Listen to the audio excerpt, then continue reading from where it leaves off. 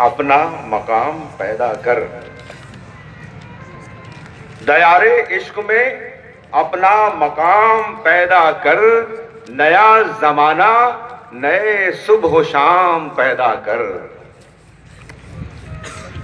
खुदा अगर दिले फितरत शनास दे तुझको, सुकूते लालो गुल से कलाम पैदा कर। वाह वाह, सुभान। और बस्तानी साहब को देखिए, तेरा तरीक अमीरी नहीं फकीरी है। सुभान। तेरा तरीक अमीरी नहीं फकीरी है। खुदी न बेच, खुदी न बेच, गरीबी में नाम पैदा कर। खुदी न बेच, गरीबी में नाम पैदा कर।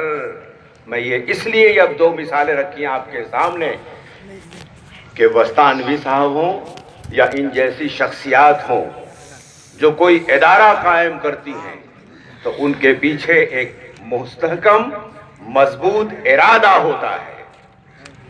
उनके साथ दौलत नहीं होती है, उनके साथ अमीरी नहीं होती है, उनके साथ बहुत पैसे नहीं होते हैं, लेकिन चूंकि उनका इरादा मुस्तहकम होता है, उनकी नीयत ठीक होती है, और जब इरादा मुस्तहकम होता है, इरादा अच्छा होता है, तो फिर इदारे भी बन जाते हैं इशाअतुल उलूम जैसे।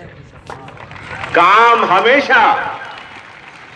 हमेशा इरादे करते हैं, इदारे नहीं करते, इसको याद रखिए।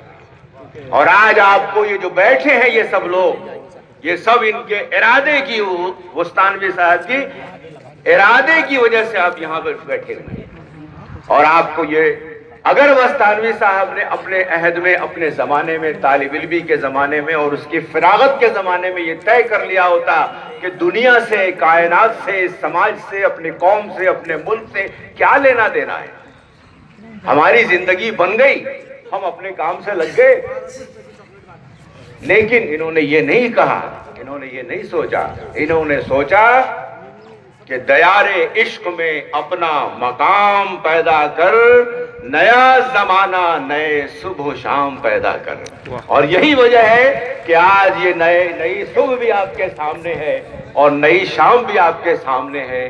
कि जितने बच्चे बैठे हुए हैं ये सब इनका मुस्तकबिल हैं और सब इनके इरादे के नतीजे में सामने आए हैं। आपको मेरे बच्चों, मेरे तालिब इल्मों, ये तय करना है कि दयारे इश्क आपका है क्या।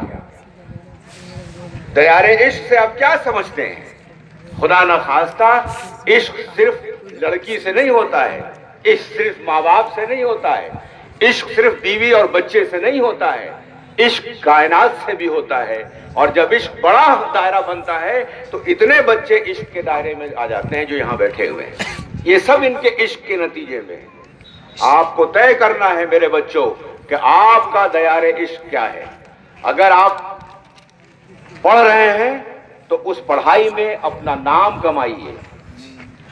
जो जहां जिस काम से जुड़ा हुआ है, मैं ये बात असातिज़ा के पर भी इसका इंतबाक होता है कि अगर असातिज़ा क्लास में पढ़ा रहे हैं तो उनको उस क्लासरूम से इश्क होना चाहिए और उसी इश्क के तहत उसको परवान चढ़ाइए। आपके क्लास के एक एक बच्चे टॉप करेंगे, हर बच्चा कामयाब होगा और एक नई तारीख और नया इतिहास रकम करेगा। हम लोगों के यहाँ मसला सिर्फ ये है कि हम काम को काम की तरह करते हैं। बस हम नौकरी कर रहे हैं, हम मुलाजमत कर रहे हैं, हम अपनी ड्यूटी निभा रहे हैं। नहीं, उस ड्यूटी में अगर इश्क शामिल हो जाए, मोहब्बत शामिल हो जाए तो फिर क्या कहना उसका। इसीलिए प्रेमचंद के उस बच्चे ने जिसको उन्होंने किरदार बनाया, उसने एक ऐसी चीज खरीदी जिसका फायदा उसके माँ बाप को होना था। और जावेद इकबाल को जो खत लिखा है इकबाल ने, उसमें ग्रामोफोन नहीं भेजा बल्कि ये नज्म भेज करके जावेद इकबाल की पूरी जिंदगी बदल के रख दी। और एक जावेद इकबाल नहीं, लगता है वाकया यूं है कि उन्होंने अपने बच्चे के लिए लिखा है, लेकिन हकीकत यह है कि वो नज्म, जो छोटी सी नज्म है, जो उसका थोड़े से मैंने आपको सामने रखी थी, उसके एक आध मिसरे, दो मिसरे आपके सामने रखे, उस हम तमाम लोगों के लिए जो यहाँ बैठे हुए हैं कि दयारे इश्क में अपना मकाम पैदा कर।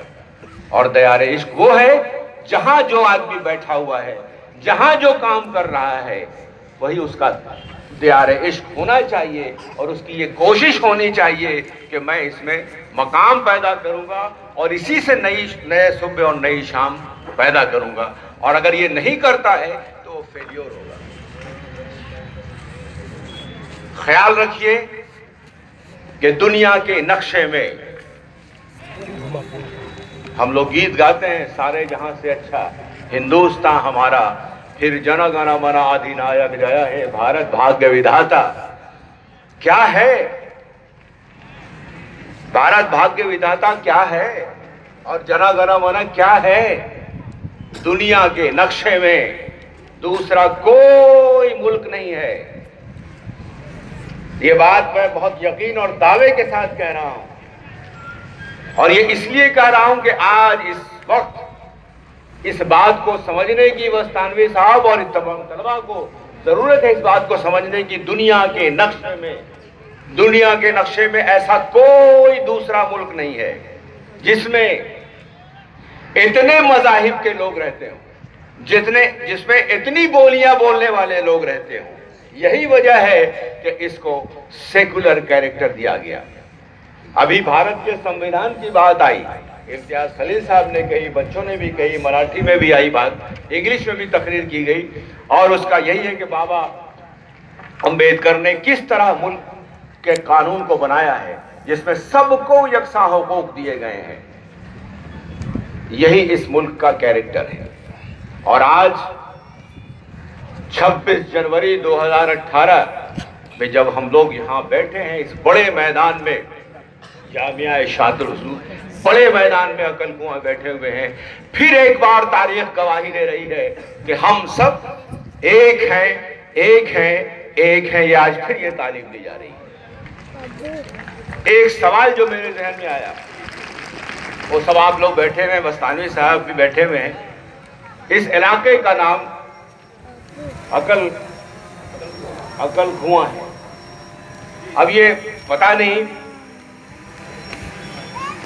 हम अगर इसको, हो सकता है कि कुछ तलफ़्फ़ुज़, मकामी तलफ़्फ़ुज़ की वजह से कहीं ये अकल का कुआं तो नहीं था जो अकल कुआं बन गया है। अक्ल कुआं है, अक्ल का कुआं।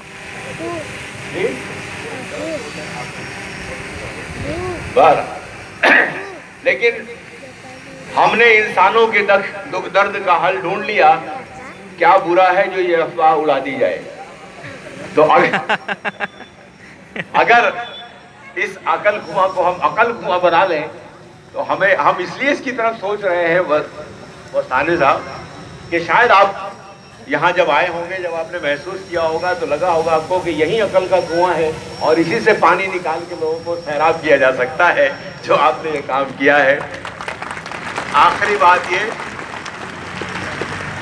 कि हरगिज़ मेरी ये हैसियत नहीं थी, ना मैं इस लायक हूँ, न मेरा ये मनसब है कि मैं इतने बड़े मजमे में बातचीत करूं, लेकिन बुजुर्गों की नज़र होती है, अगर उनकी निगाह करम हो जाती है तो तकदीरें बदल जाती हैं।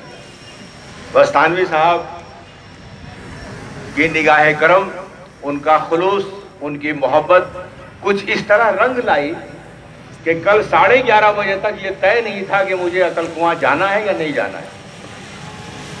तो बहरहाल वो फिर तय हुआ कि नहीं साहब अब तो जाना ही पड़ेगा, चूँकि इम्तियाज़ खलील साहब और शोएब रज़ा फातमी साहब फिर यहाँ से होने पर सब साहब मिल करके साहब आपको आना है, ज़रूर आइए। तो खैर 5:20 पे मैं एयरपोर्ट पहुँचा हूँ और 5:45 की फ़्लाइट है। जाहिर सी बात है कि नामुमकिन था ये कि मुझे बोर्डिंग पास मिले, लेकिन जब मैं पहुँचा हूँ तो उसने कहा साहब फ़्लाइट 20 मिनट लेट है, इसलिए आप खुशकिस्मत हैं, आपको बोर्डिंग पास मिल सकता है। मैंने रब्बुल इज़्ज़त को याद किया और फिर बस्तानवी साहब की मोहब्बत को याद किया, फिर खुदा और उनका जो ताल्लुक़ है, जो उनकी रूहानी, उनके जो मामलात हैं, उसको याद किया कि ये होता है, ये शख्सियात होती हैं, ये रूहानी शख्सियत जो होती है उनकी बरकत के नतीजे में नामुमकिन चीजें भी मुमकिन हो जाती हैं। बस्तानवी साहब एक ऐसी शख्सियत का नाम है